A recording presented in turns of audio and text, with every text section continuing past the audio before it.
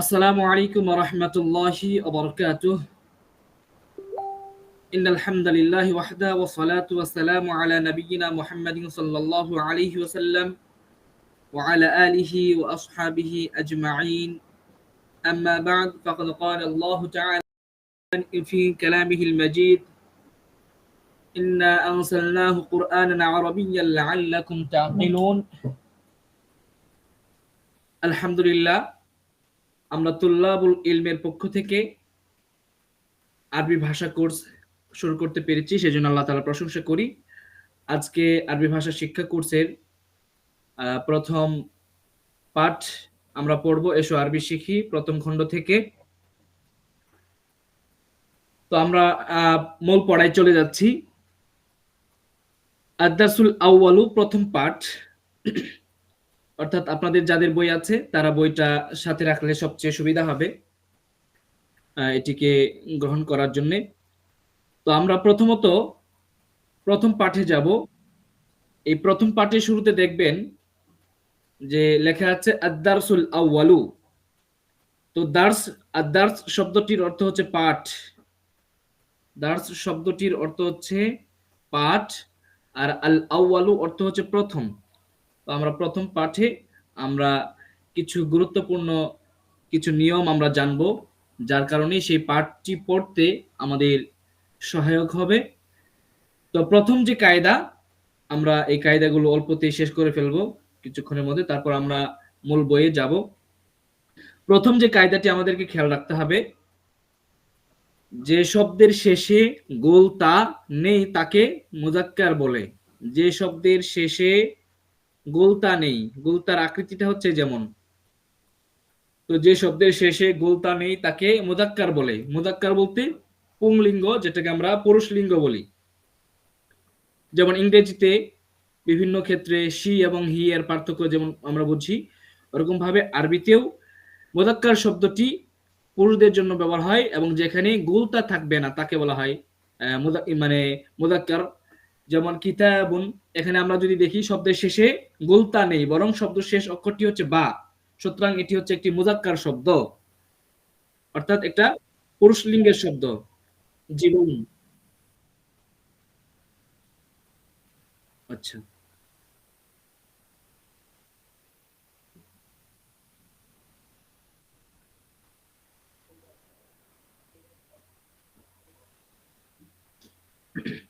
আচ্ছা। তো এখন আমরা প্রথমেতেও যে শব্দটি দেখব, যে প্রথম আমাদের নিয়ম হচ্ছে যে শব্দের শেষে গোলতা নেই তাকে মুজাক্কার বলে। মুজাক্কারুন, আরবিতে মুজাক্কারুন বলে। যেমন আমরা যদি প্রথম এখানে তিনটি উদাহরণ দিয়েছি, তিনটি উদাহরণের মধ্যে প্রথম শব্দটি আমাদের খুবই পরিচিত। এই শব্দটি আমাদের খুবই পরিচিত, কিতাবুন। এই শব্দটি সর্বশেষ অক্ষর হচ্ছে বা, সুতরাং গোলতা নেই, সেজন্য এটাকে আমরা ধরে নিব যেটা হচ্ছে মুজাক্কার বা পুংলিঙ্গের শব্দ। দ্বিতীয় হচ্ছে কলামুন, এটি শেষেও গোলতা নেই, সেজন্য আমরা এটিকে মুজাক্কার শব্দ হিসেবে ধরব। এখন এই যে বাইতুন, তৃতীয় যে উদাহরণটি, তৃতীয় উদাহরণে বাইতুন শব্দটি আছে, এখানে বলা হয়েছে গোলতা নেই, যে শব্দের শেষে গোলতা নেই। এখন কিন্তু আমরা এই বাইতুন শব্দের শেষে গোলতা দেখতে পাচ্ছি না, কিন্তু তা দেখতে পাচ্ছি। এখন যদি লম্বা তা হয়, তাহলে সেই লম্বা তার ক্ষেত্রে কিন্তু গোল সেটাকে মুজাক্কারই বলবে, এটাকে মুয়ান্নাস বলবে না। আমরা দ্বিতীয় কায়দায় চলে যাই। যে শব্দের শেষে গোলতা আছে তাকে মুয়ান্নাস বলে, মানে স্ত্রীলিঙ্গের শব্দ বলে। যে শব্দের শেষে গোলতা আছে তাকে স্ত্রীলিঙ্গের শব্দ বলে বা মুয়ান্নাস বলে। যেমন মাদ্রাসাতুন, শেষে গোলতা আছে, সব শেষ অক্ষরটি হচ্ছে গোলতা। কলাংসুয়াতুন, সর্বশেষ অক্ষরটি হচ্ছে গোলতা, সেজন্য আমরা এটিকে মুআন্নাস বলবো। তো এখন এই প্রথম দুটি যে নিয়ম, এটা যদি আমরা জানি, তাহলে আমরা প্রথম পাঠের নিয়মগুলো অবশ্যই আয়ত্ত করতে পারবো। এক কথায় যে যে শব্দের শেষে গোলতা নেই তাকে মুজাক্কার বলে, যে শব্দের শেষে গোলতা আছে তাকে মুআন্নাস বলে। এখন আমরা পাঠ পড়তে গিয়ে, বই পড়তে গিয়ে একটা সমস্যার সম্মুখীন হব, সেটা হলো গোলতা নিয়ে। বা যারা লিখতে যান, আরবি যখন প্রথম লিখতে যান, তখন গোলতা কিভাবে লিখতে হবে সেই গোলতার আকৃতি নিয়ে একটু আমাদের ঝামেলায় পড়তে হয়। সেজন্য সেই গোলতার আকৃতি হচ্ছে মোট দুটি হচ্ছে গোলতার আকৃতি। এই যে এখানে গোলতা এভাবে আসতে পারে, প্রথম আকৃতিতে এভাবে আসতে পারে। এটা কখন আসবে? যখন আসবে মুরাক্কাব বা পরের অক্ষরের সাথে মিলিয়ে আসে না এমন অক্ষরের পরে আসে। মানে আরবিতে কিছু বর্ণমালা আছে 29টি, সেই 29টি অক্ষরের মাঝে এমন কিছু অক্ষর আছে, এমন কিছু হরফ আছে যেই হরফগুলোর মানে অন্য হরফের সাথে মিলিয়ে আসে না। মানে ডান থেকে, আরবি অক্ষরগুলো ডান থেকে বাম দিকে যায়, তো ডান থেকে যে শব্দটি আসে সেই শব্দটি বামের সাথে কখনো মিলে না, এমন শব্দের ক্ষেত্রে এই আকৃতিতে আসবে। আর যেগুলো মিলে সেগুলোর ক্ষেত্রে এই আকৃতিতে আসবে, অর্থাৎ গোলতার শেষে এরপরে আর কোনো অক্ষর হবে না। এখন দ্বিতীয় আকৃতি কিভাবে কখন আসবে? মোরাক্কাব হয় এমন অক্ষরের পরে আসে। এখন আমাদের একটা লক্ষণীয় বিষয় হচ্ছে, এটা আমরা এরপরে আরেকটু বুঝতে পারবো। লক্ষণীয় বিষয় হচ্ছে গোলতা কখনো শব্দের মাঝখানে হয় না। গোলতা কখনো শব্দের মাঝখানে হবে না, এই নিয়মটা আমাদের মনে রাখতে হবে। মানে শব্দের শেষে সবসময় হয়, সবসময় শব্দের শেষে হয়। এখন মোরাক্কাব কাকে বলে? আমরা এর আগে মোরাক্কাব বললাম, মোরাক্কাব বলেছি। তো মোরাক্কাব কাকে বলে সেটি আমাদেরকে, সেই সংজ্ঞাটি আমাদের যদি জানি তাহলে এটি বুঝতে আরো সহজ হবে। ডানের হরফকে বামের হরফের সাথে মিলিয়ে লেখাকে মোরাক্কাব বলে। আমরা বাংলা লিখি, ইংরেজি যদিও মিলে না, প্রতিটি লেটার, প্রতিটি অক্ষর আলাদা আলাদা থাকে, কিন্তু আরবি, বাংলা বা অন্যান্য যে ভাষা সেগুলো কিন্তু মিলে মিলে আসে। তো অনুরূপভাবে আরবিটাও মিলে মিলে আসে। তো এটাকে যে সংযোজন, একটি শব্দের সাথে আরেকটি শব্দের জোর দেওয়া, এটাকে বলা হয় মুরাক্কাব। অর্থাৎ ডানের হরফকে বামের হরফের সাথে মিলিয়ে লেখাকে মুরাক্কাব বলে। যেমন মসজিদুন, কলামুন, আইনুন, বাইতুন ইত্যাদি। তো এই শব্দগুলো মানে যেমন আমরা যদি দেখি যে সিনটা, এই সিনটা এর আগে মিম অক্ষর আছে, মিম এবং জিমের মাঝখানে আছে। অনুরূপভাবে জিমটি কিন্তু, জিম অক্ষরটি কিন্তু সিন এবং দালের মাঝখানে আছে, সুতরাং এগুলো হচ্ছে মোরাক্কাব অক্ষর। তারপর কলামুন, এই যে লামটি মোরাক্কাব অক্ষর। এরপরে এই শব্দগুলো কি? এই শব্দগুলো অন্যগুলোর সাথে মিলিয়ে মিলিয়ে আসে। এখন আমরা সংক্ষিপ্তভাবে জেনে নেব যে কিছু কিছু অক্ষর যে মোরাক্কাব হয়, আবার কিছু হয় না, মানে তার বামের সাথে মিলিয়ে আসে না, সে সকল অক্ষরগুলো আমরা জেনে নেব। যদিও এই বিষয়গুলো হচ্ছে তাজবিদের, কিন্তু এগুলো লেখার ক্ষেত্রে আমাদের খুবই প্রয়োজন হবে, যদিও সেটি বলার ক্ষেত্রে তেমন একটা প্রয়োজন নাই, কিন্তু লেখার ক্ষেত্রে যে বাড়ির কাজ করতে গেলে, আরবি লিখতে গেলে এই সমস্যাগুলো হয়ে থাকে, সেজন্য এই বিষয়ের অবতারণা। তো যেসব হরফ ডানের সাথে মোরাক্কাব হয় কিন্তু বামের সাথে মোরাক্কাব হয় না, অর্থাৎ যেসব হরফ ডান থেকে মিলিত হয় কিন্তু বামের সাথে মিলিত হয় না, অর্থাৎ এই অক্ষরগুলোর পরে আর কোনো অক্ষর হয় না, বরং এই অক্ষরটাই হয় সর্বশেষ অক্ষর।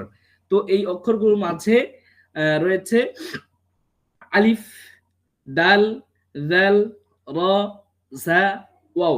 এই ছয়টি মূলত 6টি অক্ষর হয়ে থাকে, মানে ডানের বাম থেকে, অর্থাৎ ডানের অক্ষরের সাথে মিলবে, কিন্তু এরপরে অক্ষর জোড় হবে না, বরং এই অক্ষরটাই হবে সর্বশেষ, বা এই অক্ষরের সাথে মিলিয়ে আসবে না। আর যেসব হরফ ডান বাম উভয় দিকে মোরাক্কাব হয়, মানে উভয় দিকে মিলিত হয়, এ সকল হরফকে এইগুলো মানে বাদ বাকি এই 6টা বাদে, বাদ বাকি 29টি অক্ষরের মাঝে 6টি যদি আমরা বাদ দেই, তাহলে বাকি অক্ষরগুলো এখানে আমরা পেয়ে যাব, বাকি 23টি অক্ষর। এখানে বা, তা, তা, জিম, হা, খ, সিন, শিন, সদ, দদ, ত, দ, আইন, গাইন, ফা, কফ, কাফ, লাম, মিম, নুন, হা, হামজা, ইয়া। এই কয়টি অক্ষর এটা কিন্তু ডান বাম উভয়ের সাথে মিলিত হয়ে থাকে। তো এটা আমাদেরকে সংক্ষিপ্তভাবে জানা দরকার। তারপরে আমরা প্রথমত পড়লাম আদ-দারসুল আউয়ালু, মানে প্রথম পাঠ। এই প্রথম পাঠ আমাদেরকে এটা সংখ্যা বোঝায়। তো এটা আমাদেরকে সংখ্যা বোঝাচ্ছে। তো সংখ্যার ক্ষেত্রে আমাদেরকে কিছুটা জানা দরকার যে আমরা সংখ্যা কিভাবে লিখব। আরবিতে সংখ্যাকে আদাদ বলা হয়। আরবিতে সংখ্যাকে আদাদ, আরবিতে হচ্ছে আল আদাদু বলে। আরবিতে সংখ্যাকে আদাদ বলে। আরবিতে আমরা কিভাবে সংখ্যা লিখতে পারি, সেই সংখ্যা বাংলা এবং আরবি উভয়টি দেওয়া আছে। একের নিচে 2 দেওয়া আছে, মানে এক, এই একটা আরবিতে এক এভাবে লিখতে হবে, 2 এভাবে লিখতে হবে, 3টা এই যে 2 থেকে একটু মানে একটা দাঁত ভিন্ন, মানে সিনের মতো, কিন্তু সিনের মতো গোলাকার হবে না, বরং নিচের দিকে একটা লাইনের মতো আসবে, তাহলে 3 হয়ে যাবে। আর এটা হলো 4, 5, 6, 7, 8, 9, আর এটা হলো 10। তো এই অক্ষরগুলো যদি আমরা 10 পর্যন্ত লিখতে পারি, তাহলে আমরা এর চাইতে আরো অন্যান্য অক্ষর বৃদ্ধি করতে পারবো, বা অন্যান্য সংখ্যাগুলো আমরা বৃদ্ধি করতে পারবো। এখন আমরা জেনে নেব যে আরবিতে আমরা 1, 2, 3, 4, 5, 6, 7, 8, 9, 10 বললাম, কিন্তু এটিকে আমরা আরবিতে উচ্চারণ কিভাবে করব, আরবিতে কথায় কিভাবে বলবো। যেমন আমরা এটাকে এক বলি, কিন্তু বাংলা লিখতে গিয়ে এ ক এই দুটি অক্ষরের সাহায্য নিতে হয়। তো অনুরূপভাবে এটা যে আমরা এক বললাম, এটিকে আরবি ভাষায় কি বলে সেটা আমরা দেখব। এবং এর পাশাপাশি আমাদের দুটি জিনিস দেখতে হবে। তো প্রথমটা আমরা করি যে সব সংখ্যার উচ্চারণটি। তো এই সংখ্যার উচ্চারণ আমাদেরকে করতে হবে। যেমন এখানে এক, আরবি এক, এই সংখ্যাটির আরবি হচ্ছে ওয়াহিদুন। আরবি এক সংখ্যার উচ্চারণ হচ্ছে ওয়াহিদুন। আরবি এক সংখ্যার উচ্চারণ হচ্ছে ওয়াহিদুন। 2 সংখ্যার উচ্চারণ হচ্ছে ইসনানি, ইসনানি। 3 হচ্ছে সালাসাতুন, 3 সালাসাতুন। 4 আরবাআতুন, আরবাআতুন, 4 আরবাআতুন। 5 খামসাতুন, 5 আরবিতে বলতে হবে খামসাতুন। 6 সিত্তাতুন, 6 সিত্তাতুন। 7 কে বলা হয় সাবআতুন, 7 কে বলা হয় সাবআতুন। 8 কে বলা হয় সামানিয়াতুন, সামানিয়াতুন। 8 সামানিয়াতুন। 9 হচ্ছে তিসআতুন, 9 কে আরবিতে বলা হয় তিসআতুন। 10 কে বলা হয় আশারাতুন। এটা হচ্ছে আমাদের সংখ্যার উচ্চারণ। আমরা সংখ্যাকে এভাবে উচ্চারণ করব যে ওয়াহিদুন, ইসনানি, সালাসা, আরবাআ, খামসা, সিত্তা, সাবআ, সামানিয়া, তিসআ, আশারা। তো এভাবে আমরা সংখ্যাকে উচ্চারণ করব। তো এখন আমরা যদি এটিকে সংখ্যায়, এই সংখ্যাগুলো এগুলো যদি আমার কাছে না থাকে, তাহলে আমরা এগুলোকে কিভাবে উচ্চারণ করব, শুধু আরবি অক্ষরগুলোকে, এগুলোকে আমি কিভাবে উচ্চারণ করব। তখন এটিকে বলতে হবে ওয়াহিদ। ওয়াকফ যদি করি তাহলে হবে ওয়াহিদ, আর যদি ওয়াকফ না করি, মানে ওয়াকফের নিয়ম যদি না মানি, তাহলে হবে ওয়াহিদুন। তো আমাদেরকে, যেহেতু আমরা প্রাথমিক, সেই প্রাথমিক ছাত্রদের জন্য সবকিছু মানে সব হরকতগুলোকে প্রকাশ করাটা, জাহির করাটা হচ্ছে সবচেয়ে ভালো এবং শেখার জন্য উপযোগী। সেজন্য আমরা ওয়াহিদ যদিও বলা যায়, তারপরেও আমরা এটিকে প্রকাশ করে বলবো।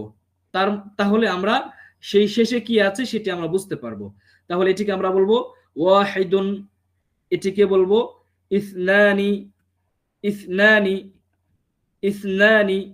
তারপরে সালাসাতুন, সালাসাতুন, আরবাআতুন, খামসাতুন।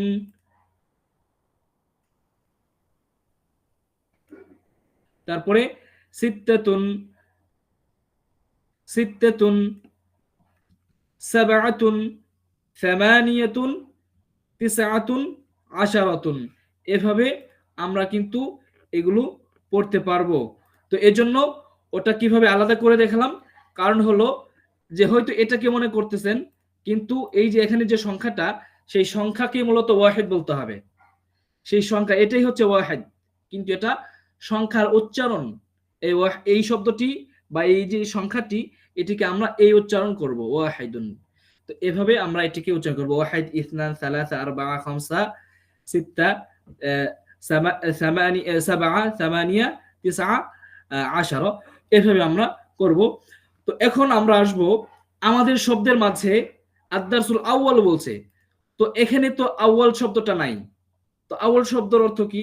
আউয়াল শব্দের অর্থ হচ্ছে মানে প্রথম, ক্রমবাচক সংখ্যা এটা, বা সিরিয়াল নাম্বার, ইংরেজিতে বলে সিরিয়াল নাম্বার। তো এটা হচ্ছে ক্রমবাচক সংখ্যা, অর্থাৎ আমরা যেমন ওয়ান বলি, ইংরেজিতে সংখ্যায় ওয়ান বলি, কিন্তু আবার বাংলা মানে যখন ক্রমবাচক বা সিরিয়াল হবে তখন বলি ওয়ান্থ, এরকম ভাবে বলি, একটা টি এইচ যুক্ত হয়।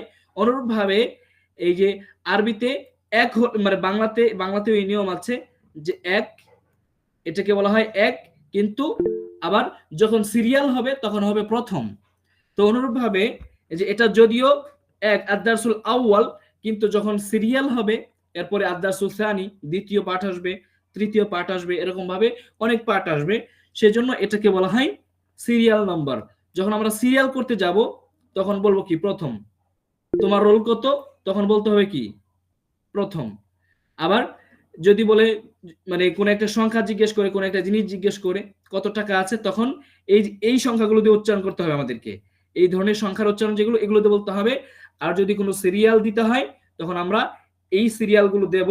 সেই সিরিয়ালগুলো কিভাবে, যেমন 1 নম্বরের জন্য সিরিয়াল হিসেবে ব্যবহার করব আউয়ালুন, 2 নম্বরের জন্য ব্যবহার করব সানি, 3 নম্বরের জন্য ব্যবহার করব সালিস, সালিসুন, 4 জন্য ব্যবহার করব রাবিউন, 5 জন্য ব্যবহার করব খামিসুন, 6 জন্য ব্যবহার করব সাদিসুন, 7 জন্য ব্যবহার করব সাবিউন, 8 জন্য ব্যবহার করব সামিনুন, 9 জন্য ব্যবহার করব তাসিউন, 10 জন্য ব্যবহার করব আশিরুন।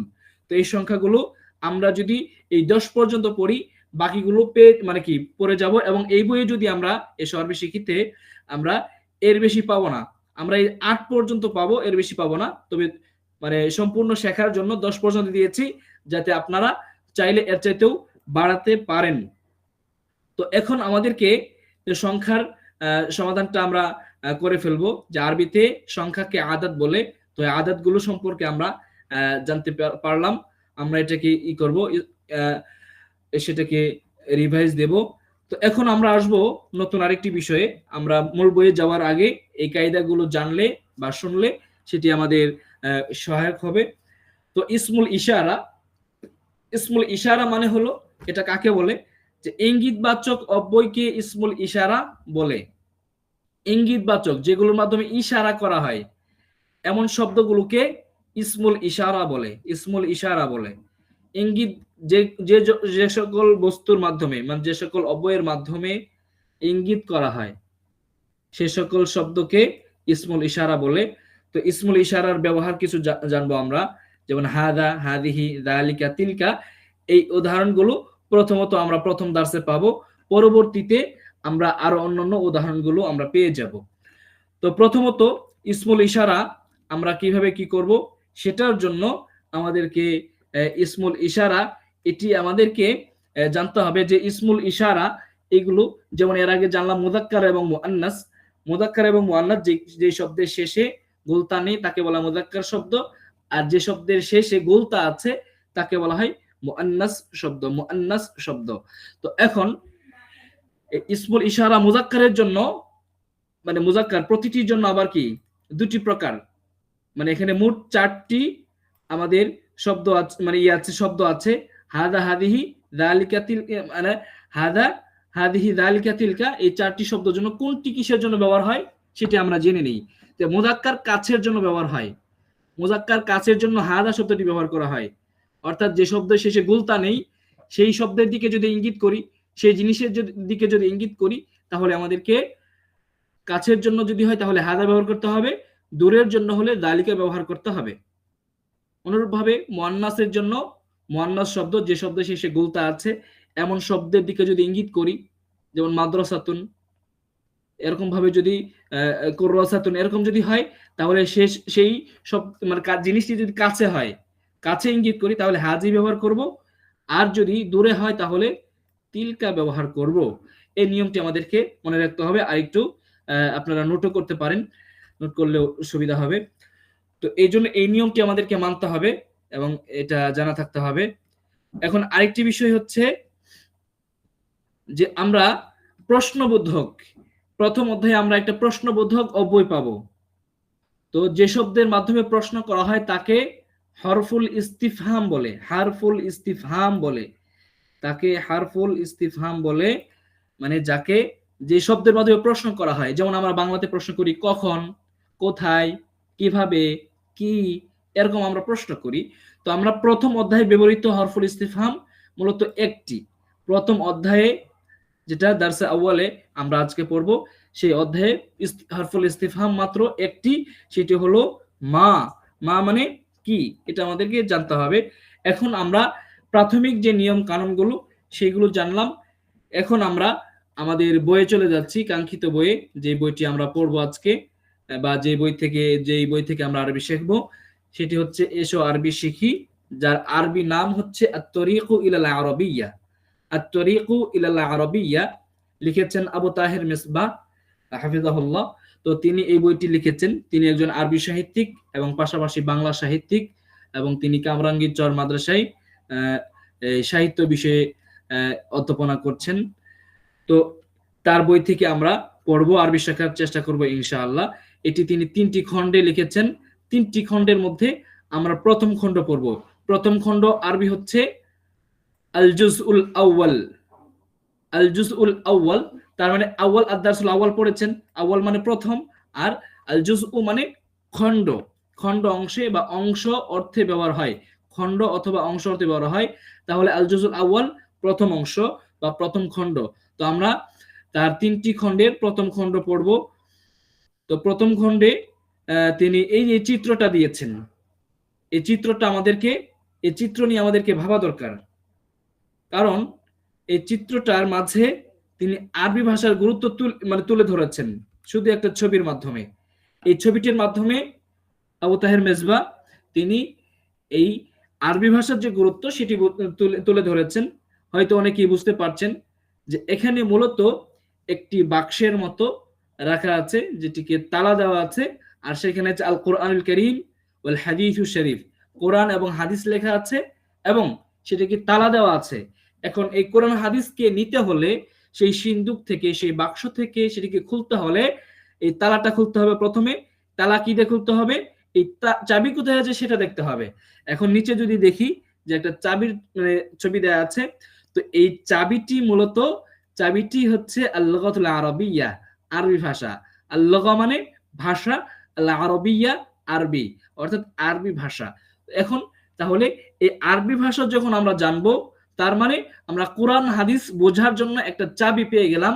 এখন যদি আমরা এই চাবিটা যদি তালার মধ্যে মানে চেষ্টা করি খোলার জন্য, তাহলে কিন্তু কোরআন হাদিসের জ্ঞান আমরা কোরআন হাদিস থেকে আহরণ করতে পারবো ইনশাআল্লাহ। তো এই ছবির মাধ্যমে এই বুঝটা আমরা নিতে পারি। তারপরে তিনি অনেক ঘটনা কিচ্ছা বলেছেন, তিনি কিভাবে লিখেছেন। মূলত এই বইটি তিনি তার বড় মেয়ের জন্য লিখেছিলেন। বড় মেয়েকে পড়াতে গিয়ে নানা সমস্যার সম্মুখীন হয়েছিলেন। তো সেই সমস্যা তিনি কিভাবে মানুষের কাছে, বাচ্চাদের কাছে কিভাবে সহজভাবে আরবি ভাষাকে উপস্থাপন করা যায়, তো এই উপস্থাপন তিনি এই বিষয়গুলো তিনি বারবার সংস্করণ করেছেন, যেগুলো বাচ্চাদের বোঝা আসে না। এই বিষয়গুলো তিনি বারবার সংস্করণ করে তিনি সর্বশেষ এই পর্যায়ে নিয়ে এসেছেন। তো এখন তো আমরা প্রথম অধ্যায় পড়ব, অর্থাৎ প্রতিটি খণ্ডকে আবু তাহের মেজবা তিনি 3টি করে পর্ব বা প্রথম অধ্যায় বা 3টি করে অধ্যায়ে বিভক্ত করেছেন। প্রথম খণ্ডটি 3টি অধ্যায়ে বিভক্ত। তো প্রথম অধ্যায়ে রয়েছে 8টি, তারপরে 7টি, এভাবে মোট অধ্যায় রয়েছে প্রথম খণ্ডে।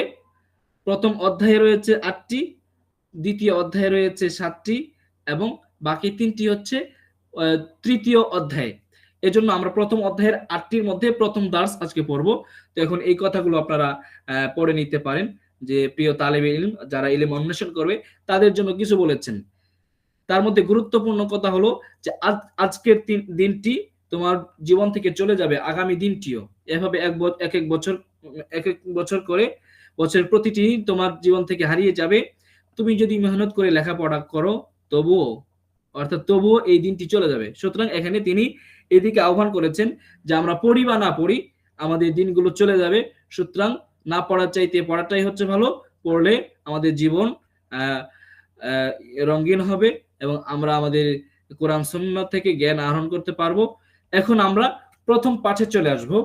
যেই বলেছি যে আদ-দারসুল আউয়ালু, এরকম একটা শব্দ আসবে। এই দার্স শব্দটির অর্থ হচ্ছে পাঠ। আল আউয়াল মানে প্রথম, প্রথম পাঠ। আদ-দারসুল আউয়ালু প্রথম পাঠ। যদিও তিনি অনেক ক্ষেত্রেই মানে হরকতগুলো দেন নাই, তো এই হরকতগুলো আমরা হরকত সহ অথবা যাদের কাছে বই আছে তারা লিখে নিতে পারি সুবিধার জন্য। আদ-দারসুল আউয়ালু মানে প্রথম পাঠ। তো প্রথম পাঠে তিনি তিন ধরনের শব্দ নিয়ে এসেছেন, এখানে আর অন্য জায়গায় দুইবার। তো এই দুটি আমরা পড়বো ইনশাল্লাহ। তো মূলত প্রথম পাঠের মধ্যে এখানে যত ধরনের শব্দ নিয়ে এসেছেন সব কিছুর জন্য কি নাই, শব্দের শেষে গোলতা নেই, অর্থাৎ মুজাক্কার শব্দ নিয়ে এসেছেন। তার মানে এখানে তিনি যে শব্দগুলো নিয়ে এসেছেন এ সকল শব্দই হচ্ছে মুজাক্কার।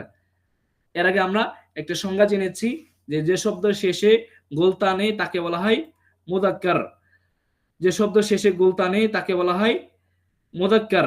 তো এই যে আমরা এখানে যে শব্দগুলো দেখতে পাচ্ছি এটি হচ্ছে সেই সকল মুজাক্কার শব্দ। এগুলো হচ্ছে মুজাক্কার শব্দ। সেই শব্দের অর্থগুলো আমরা জেনে নেই। যেমন কিতাবুন একটি বই, কিতাবুন একটি বই, কলামুন একটি কলম, কলামুন একটি কলম।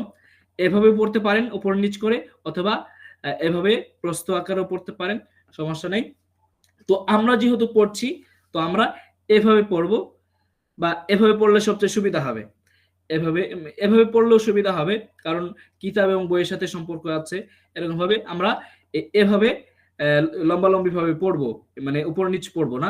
কিতাবুন একটি বই, কলামুন একটি কলম, কুরসিয়ুন একটি চেয়ার, বাইতুন একটি ঘর, বাইতুন একটি ঘর, কুরসিয়ুন একটি চেয়ার, বাইতুন একটি ঘর, বাবুন একটি দরজা, মিসবাহুন একটি বাতি, জিদারুন একটি দেয়াল, সারিরুন একটি খাট, সারিরুন। এখানে আমাদের আরেকটা বিষয় লক্ষ্য রাখতে হবে, কিছু কিছু জায়গায় কিন্তু হরকত দেওয়া থাকবে না। যেমন এখানে ইয়াতে কিছুই দেওয়া নাই, তার মানে এটা উচ্চারণ হবে না? উচ্চারণ হবে, তবে এটা সাকিন হবে, সুকুন হবে। আর জিদারুন এখানে আলিফ থাকলে আমরা এমনিতেই বুঝে নেব যে এর আগে জবর আছে। আলিফ থাকলে এর আগে বুঝে নেব, যদি ফাঁকা থাকে তাহলে বুঝে নেব জবর আছে। যেমন এই যেখানে কিতাবুন, এখানে তার উপর জবর আছে, এটাকে বুঝবো কিভাবে? যেখানে আলিফ আছে সেজন্য। এমনভাবে এই যেখানে দেখবেন যে আলিফ, যেখানে তার আগে জবর, যেখানে আলিফ দেখবেন তার আগে জবর। এই না, এই কায়দাটি একটু মনে রাখবেন। তো এখানে মূলত 8টি শব্দ দেয়া আছে, 8টি শব্দ মুখস্থ করতে হবে। এখনো মুখস্থ করতে পারেন, যারা ই করছেন মুখস্থ করে নিতে পারেন। তো এই শব্দগুলো সবগুলোই হচ্ছে গোলতা ছাড়া, শব্দের শেষে কোনোটির শেষে গোলতা নেই। সুতরাং আপনার এটাকে জানবো যে এটা হচ্ছে মুজাক্কার শব্দ। এখন আমরা ইসমুল ইশারা, যেটাকে বললাম ইঙ্গিতবাচক ব্যবহারের জন্য, অর্থাৎ ইসমুল ইশারাতে আমরা যাব। যে এখানে ইঙ্গিতবাচক অব্যয়কে ইসমুল ইশারা বলে। ইসমুল ইশারা এটি যদি আবারও দেখে নিই তাহলে আমাদের জন্য সুবিধা হবে। যে মুজাক্কারের জন্য, মুজাক্কার কাছের জন্য হাদা, দূরের জন্য যালিকা, মুয়ান্নাস কাছের জন্য হাদিহি, দূরের জন্য তিলকা। এখন আমরা এটার সাথে তুলনা করে দেখি যে মিলছে কিনা। হাদা হাদিহি অর্থ হচ্ছে ইহা বা এটি, অর্থাৎ এখানে দুটি একসাথে করে দেওয়া আছে, অর্থাৎ এটা হলো মুজাক্কার আর এটা মুয়ান্নাস। এটা দুইটা কি কাছের জন্য ব্যবহার হয়। কাছের জন্য ব্যবহার হলে হাদা, দূরের জন্য ব্যবহার, মানে কাছের জন্য মুজাক্কারের জন্য ব্যবহার হলে হাদা, এবং কাছের মুয়ান্নাসের জন্য ব্যবহার হলে হাদিহি। এর অর্থ হচ্ছে ইহা বা এটি। ইহার যদিও আমাদের কাছে খুবই পরিচিত একটি শব্দ, কিন্তু আমরা যেহেতু চলিত ভাষায় কথা বলি, বাংলা ব্যাকরণে আমরা দেখতে পাই যে আমরা অধিকাংশ সময় যেটা প্রমিত উচ্চারণ যেটা করি সেটা হলো চলিত ভাষা। তো এটা এটা হচ্ছে সাধু ভাষার অন্তর্ভুক্ত ইহা। তো এখন যে কোনো একটি আমরা বলতে পারি যেটা আমার কাছে সহজ, এটি অথবা এটা হচ্ছে, এটি হচ্ছে চলিত ভাষা, এটা ব্যবহার করা উচিত। কিন্তু যদি এটা ব্যবহার করে তাতেও কোনো ভুল হবে না। তো ইহা বা এটি, যালিকা তিলকা, ওহা সেটি। তো যালিকা এটা হচ্ছে মুজাক্কার গুলোর জন্য দূরে বোঝানোর জন্য যালিকা বলা হয়। যেমন যালিকা কিতাবুন, একটা মানে অনেক দূরে একটা বই আছে, তখন আমরা বলবো কি যালিকা কিতাবুন, ওহা একটি বই, বা সেটি একটি বই। এরকম ভাবে আমরা বলবো। তারপরে তিলকা, তিলকা যেমন, তিলকা হচ্ছে মুয়ান্নাস দূরের জন্য, এই লাইনটা হচ্ছে দূরের জন্য, দুটাই দূরের জন্য, প্রথমটা মুজাক্কার, দ্বিতীয় মুয়ান্নাসের জন্য। আর এটি হচ্ছে কাছের জন্য, এটা মুজাক্কারের জন্য, কাছের জন্য। আর হাদিহি মানে মুয়ান্নাসের জন্য। এই এই এই চারটি আমাদেরকে জানতে হবে। এই জন্য উদাহরণ দিয়েছে, যেমন হাদা কিতাবুন, ইহা একটি বই, বা এটি একটি বই। হাদা কিতাবুন, এটি একটি বই। বই যদি কাছে থাকে তখন বলতে হবে কি, হাদা কিতাবুন, ইহা একটি বই। তারপরে যালিকা কলামুন, ওহা একটি কলম। যালিকা কলামুন, ওহা একটি কলম, মানে কলমটা আছে অনেক দূরে, সেজন্য দূরের জন্য ইঙ্গিত করার জন্য যালিকা শব্দটি ব্যবহার করা হয় মুজাক্কারের জন্য। কিন্তু এই কলামুনের জায়গায় যদি কুররাসাতুন থাকতো, মাদ্রাসাতুন থাকতো, তখন এই যালিকা ব্যবহার করা ঠিক হতো না, বরং সেখানে তিলকা নিয়ে আসতে হতো, বা তিলকা চলে আসতো। এখন এটা আমরা বুঝেছি কিনা বোঝার জন্য আমাদেরকে এই অনুশীলনগুলো দেখতে হবে।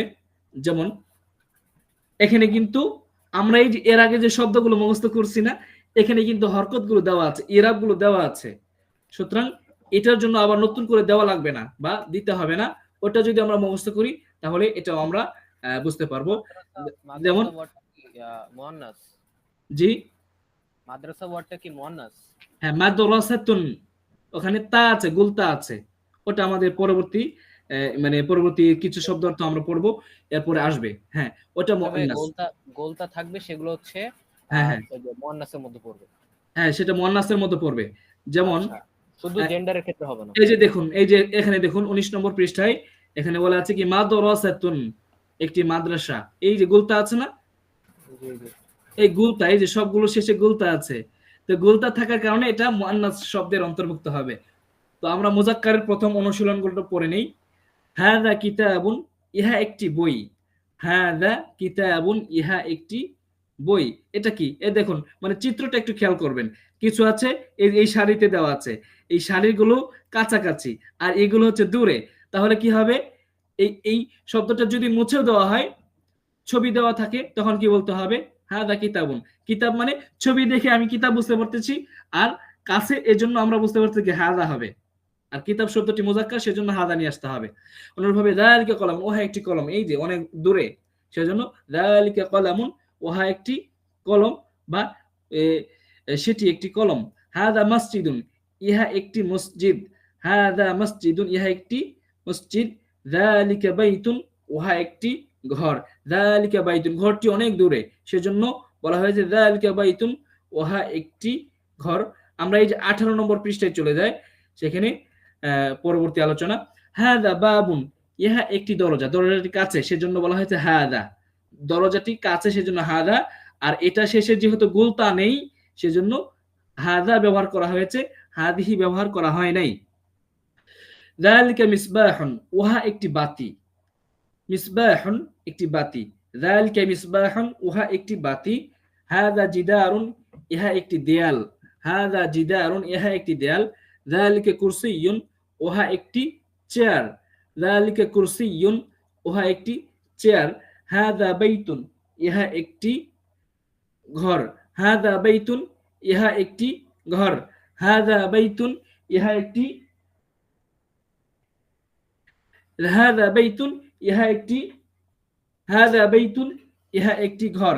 হাদা কুরসিয়ুন, ইহা একটি যালিকা কুরসিয়ুন, উহা একটি চেয়ার। যালিকা কুরসিয়ুন, উহা একটি চেয়ার। হাদা বাইতুন, ইহা একটি ঘর।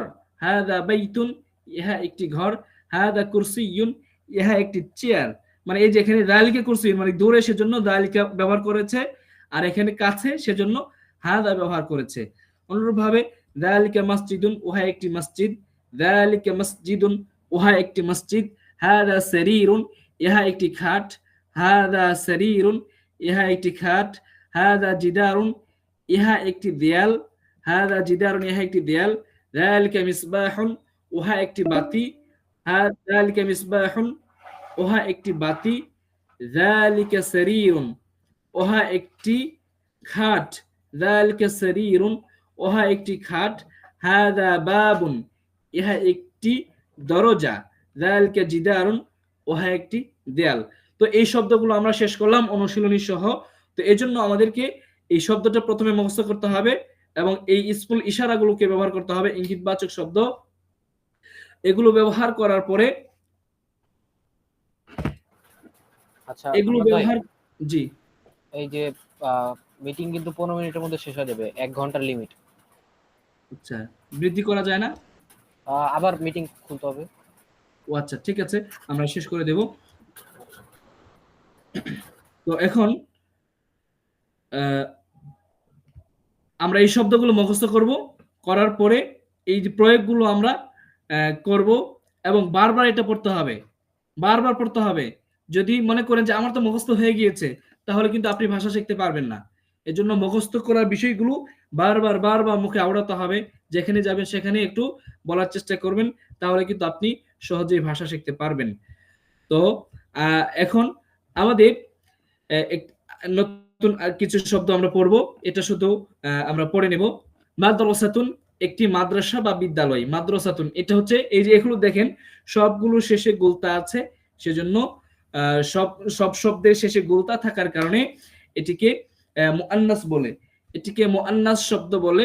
এজন্য আমরা এটাকে মুআন্নাস হিসেবে, এবং ইসমুল ইশারা যখন এই যে হাদি এবং তিলকে ব্যবহার করা হয়েছে, আমরা শব্দার্থগুলো পড়ে নেই। যে মাদ্রাসাতুন একটি মাদ্রাসা, সাব্বুরাতুন একটি ব্ল্যাকবোর্ড, সাব্বুরাতুন একটি ব্ল্যাকবোর্ড, মিস্তরাতুন একটি রোলার, মিস্তরাতুন একটি রোলার, হাকিবাতুন একটি ব্যাগ, হাকিবাতুন একটি ব্যাগ, কুররাসাতুন একটি খাতা, কুররাসাতুন একটি খাতা, তাবিলাতুন একটি টেবিল, তাবিলাতুন একটি টেবিল, হজরতুন গরফাতুন একটি কামরা। হজরতুন এখানে দুটি শব্দ দেওয়া আছে। হজরতুন অর্থ কামরা, কামরা বলতে একটা রুম, রুম বোঝায়, কক্ষ। গরফাতুন কক্ষ বা কামরা বোঝায়। হজরতুন গরফাতুন একটি কামরা, নাফিযাতুন একটি জানালা, নাফিযাতুন একটি জানালা। এসব কিছু আমাদের একেবারে পরিচিত শব্দ। তো আমরা পড়ে নিব অনুশীলনগুলো। এই শব্দার্থগুলো আমাদের প্রথমে মুখস্থ করতে হবে, তারপরে আমাদের অনুশীলন করতে হবে। হাদিহি মাদ্রাসাতুন, ইহা একটি মাদ্রাসা। হাদিহি মাদ্রাসাতুন, ইহা একটি মাদ্রাসা। তিলকা সাবুরাতুন, ওহা একটি ব্ল্যাকবোর্ড। তিলকা সাবুরাতুন, ওহা একটি ব্ল্যাকবোর্ড। হাদি হজরতুন, ইহা একটি কামরা। হাদিহি হজরতুন, এই যে শব্দটি ব্যবহার করা হয়েছে, হাদি হজরতুন, ইহা একটি কামরা। তিলকা হাকিবাতুন, ওহা একটি ব্যাগ। তিলকা হাকিবাতুন, ওহা একটি ব্যাগ। হাদিহি কুররাসাতুন, হাকিবাতুন মানে ব্যাগ, মানে আমরা যে জিনিস রাখি সেটিকে ব্যবহার করা হয়, মানে থলে, যার আসল অর্থ। হাদিহি কুররাসাতুন, ইহা একটি খাতা। হাদিহি কুররাসাতুন, ইহা একটি খাতা।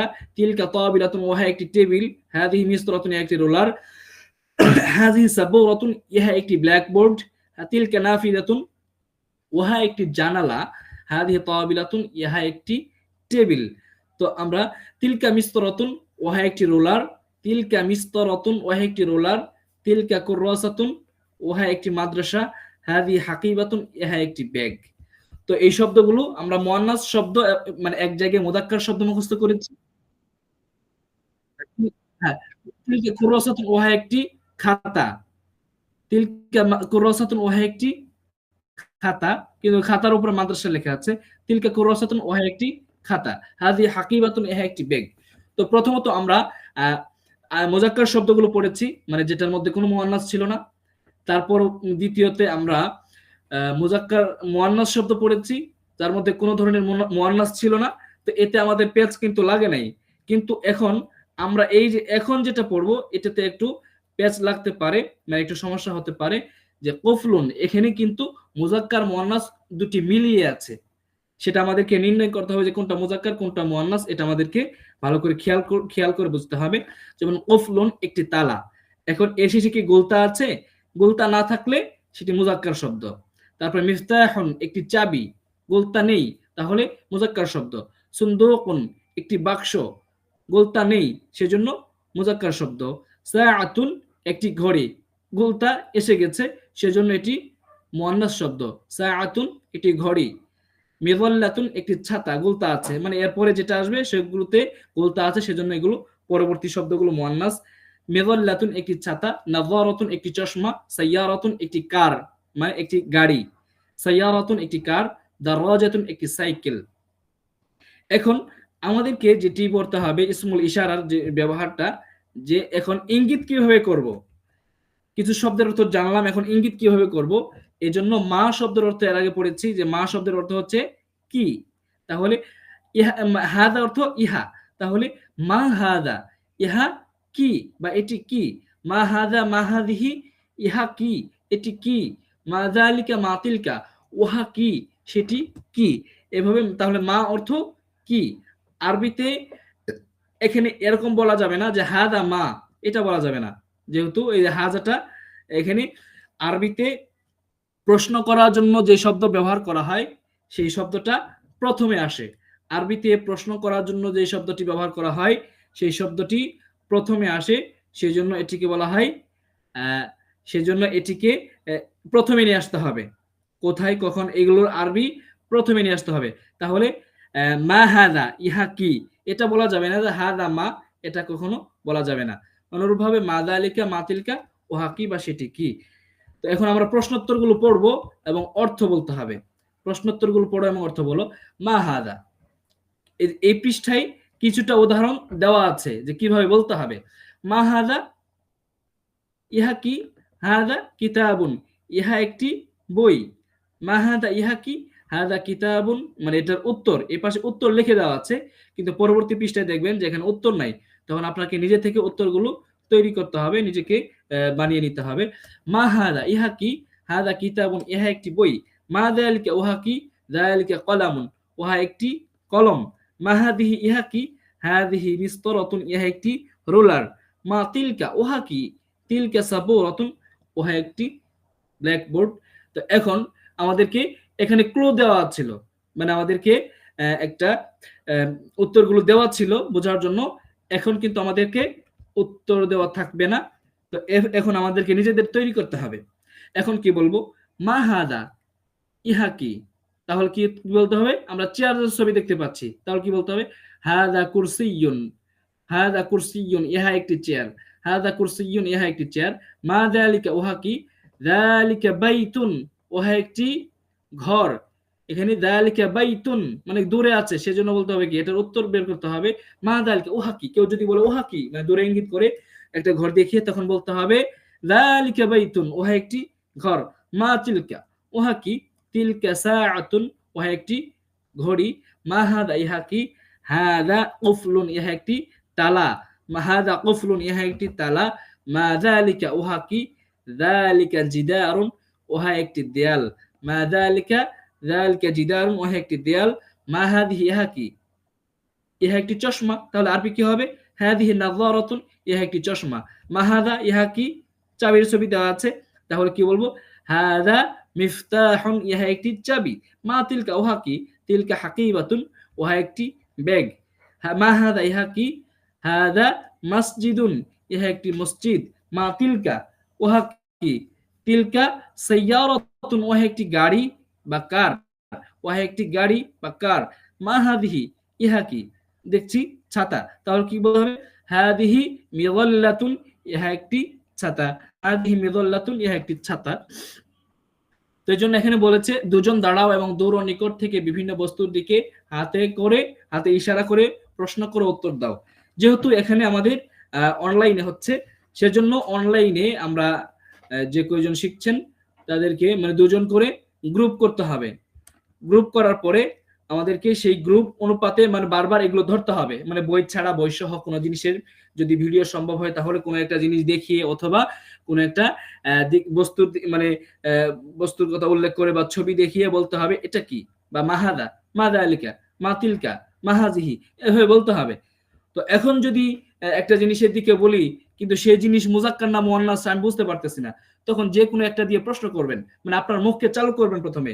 এখন হাজা হাজিহি এটাও দূরের কথা, আপনি খালি প্রশ্ন করবেন মাহাদা। এখন যদি বলে যে দেখতে পাচ্ছেন মাদ্রাসা, কিন্তু আপনার মানে কি মুখে চলে আসলো কি মাহাদা, ইহা কি।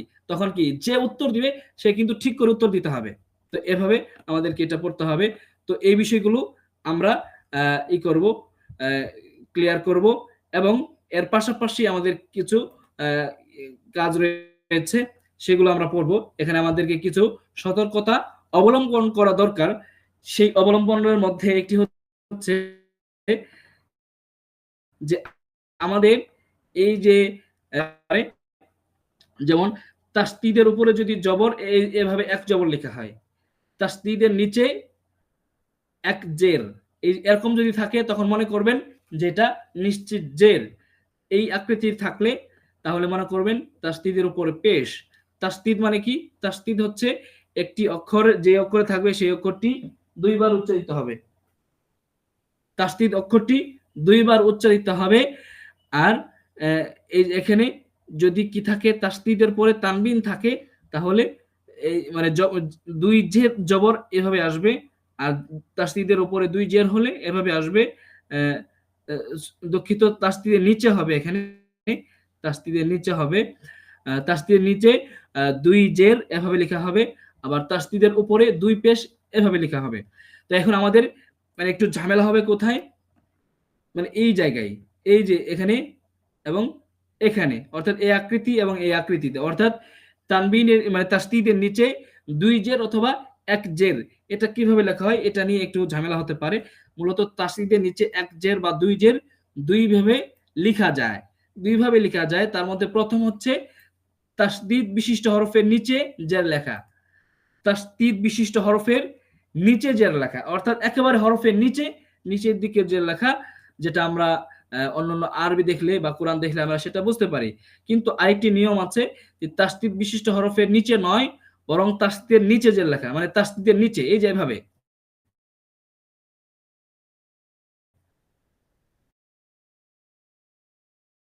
মানে অক্ষরের উপরেই থাকবে, অক্ষরের নিচে, তখন আর এটা নিয়ে সমস্যা হয় না, তখন একটা নিয়ম। তো এখানে এই দুই নিয়মটি মধ্যে আমাদের এই বইয়ে এসো আরবি শিখিতে মূলত এই নিয়মগুলো এবং এই নিয়মটি, অর্থাৎ তাসদিদের সাথে জের হলে সেটি তাসদিদের নিচে, বরং তাসদিদের নিচে জেরটি লেখা হয়েছে, এর জন্য আমাদেরকে খেয়াল রাখতে হবে। এখন তার মধ্যে আমাদেরকে একটি জিনিস এসো আরবি শিখি বইয়ে দ্বিতীয় পদ্ধতি ব্যবহার করা হয়েছে, মানে যে এখানে এই পদ্ধতিটি ব্যবহার করা হয়েছে। তারপরে উচ্চারণের দিক দিয়ে কাছাকাছি কিছু শব্দ আজকে দার্সে, আজকের পাঠে আমরা যেটা পড়লাম তার মধ্যে উচ্চারণের দিক থেকে কিছু কাছাকাছি শব্দ আছে, যে শব্দগুলো একটু পেচ লাগতে পারে। যেমন মানে মিসবাহুন মানে একটি বাতি। এখন মিসবাহুন আর মিফতাহুনের মাঝে মানে একটু মানে উচ্চারণগত দিক থেকে একটু কাছাকাছি, মিসবাহুন এবং মিফতাহুন, মানে এখানে একটু দুইটা শেষে হা এবং আকারটা একই রকম, যদিও অক্ষরটা একটু ভিন্ন, শুরু এবং শেষ অক্ষরটা ঠিক থাকলেও মাঝখানে কিছু অক্ষর আলিফ ছাড়া সদ এবং বার জায়গায় ফা এবং তা আছে, কিন্তু তাদের উচ্চারণ এবং তাদের যে হরকতগুলো সব একই রকম, সেজন্য আমাদের পেচ লাগতে পারে, সেজন্য আমাদেরকে এই বিষয়টা ক্লিয়ার রাখতে হবে, এটা আমাদেরকে একটু খেয়াল রাখতে হবে। তারপরে একটি শব্দ পড়েছে কুরসিয়ুন, মুজাক্কার শব্দ, মানে একটি চেয়ার, একটি চেয়ার অর্থে আমরা পড়েছি কুরসিয়ুন, কিন্তু এরকমই আরেকটা শব্দ আছে কুররাসাতুন। কুরসিয়ুন মানে হচ্ছে একটি চেয়ার, আর কুররাসাতুন একটি খাতা, কুররাসাতুন একটি খাতা। তো এই দুইটা শব্দের মাঝেও একটু ঝামেলা হতে পারে, খেয়াল না করলে হয়তো আমরা এটার জায়গায় এটা বলবো অথবা এটার জায়গায় এটা বলে দিতে পারি, সেজন্য আমাদের এই বিষয়টা খেয়াল রাখতে হবে। এখন বাড়ির কাজ আমাদের প্রথমে এই পাঠের শব্দগুলো সিরিয়াল করে মুখস্থ করতে হবে, যেভাবে আমরা উপর নিচ অথবা মানে যদি আমরা মানে সবাই এক পদ্ধতিতে পড়ি তাহলে সবাই মানে সুবিধা হবে পড়ার জন্য, আমরা পাশাপাশি পড়ব, আমরা পাশাপাশি শব্দগুলো পড়ব। পাশাপাশি কিভাবে, যেমন এই শব্দগুলো এভাবে পড়ব, এভাবে, উপর নিচ নয়। তো এভাবে যদি হয় তাহলে আমাদের জন্য সহজ হবে সবার জন্য। তো সিরিয়াল ভাবে আমাদেরকে মুখস্থ করতে হবে এবং অন্যজনকে কয়েকবার শোনাতে হবে, মানে মুখস্থ অন্যজনকে কয়েকবারই শোনাতে হবে এই শব্দগুলো। অতঃপর একে অপরের শব্দার্থগুলো ওলট পালট করে আরবি বাংলা উভয় মাধ্যমে জিজ্ঞেস করবে, বিভিন্ন বস্তুর দিকে ইঙ্গিত করে একজন প্রশ্ন করবে, অপরজন উত্তর দিবে। অনলাইন মাধ্যমে ভিডিও কলে কোনো জিনিস বা জিনিসের ছবি দেখিয়ে ইসমুল ইশারা ব্যবহার করে প্রশ্ন। আরেকটি বিষয় হচ্ছে যে এখানে এই দুইটা হচ্ছে লিখিত দিতে হবে, এটা লিখে খাতায় লিখে জমা দিতে হবে। সেটি কিভাবে, যে মুজাক্কার ও মুয়ান্নাসের অনুশীলন দুটি আরবি বাংলা অনুবাদ সহ খাতায় লিখতে হবে।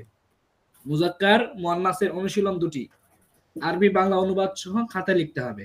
অর্থাৎ এটা কোনটা বোঝাচ্ছি, যেমন এই যে প্রথম দিকে এই যে অনুশীলনটা, সর্বপ্রথম যে শব্দগুলো মুজাক্কার শব্দগুলোর শেষে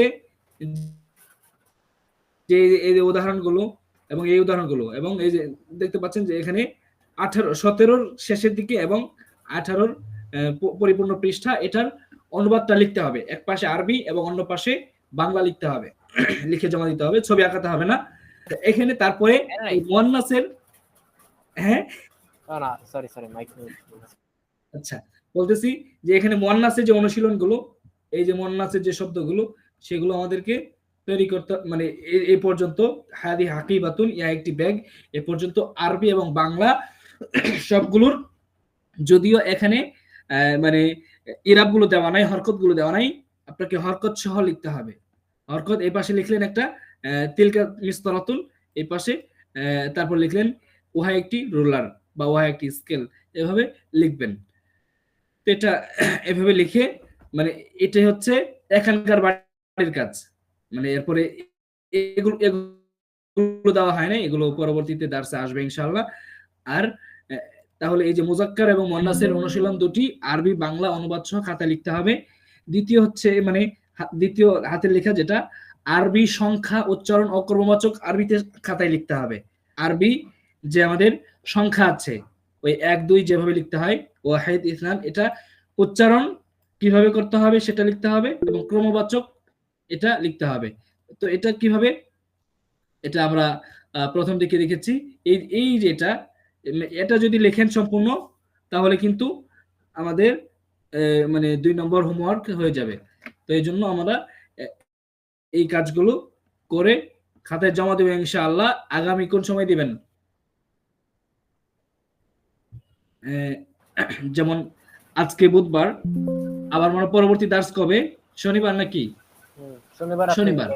তো হ্যাঁ, শনিবার দুপুরের আগেই সবাই জমা দিয়ে দিবেন। শনিবার দুপুরের আগেই সবাই জমা দিবেন, এবং এটার জন্য যদি ওয়েবসাইটে সম্ভব হয় সেখানে দিবেন, আর যদি না হয় তাহলে গুগল ক্লাসরুম আছে সেখানে দিবেন। আর সময় যেহেতু আছে, ওয়েবসাইটে ঠিক করলে ঠিক হয়ে যাবে ইনশাআল্লাহ। ওয়েবসাইটে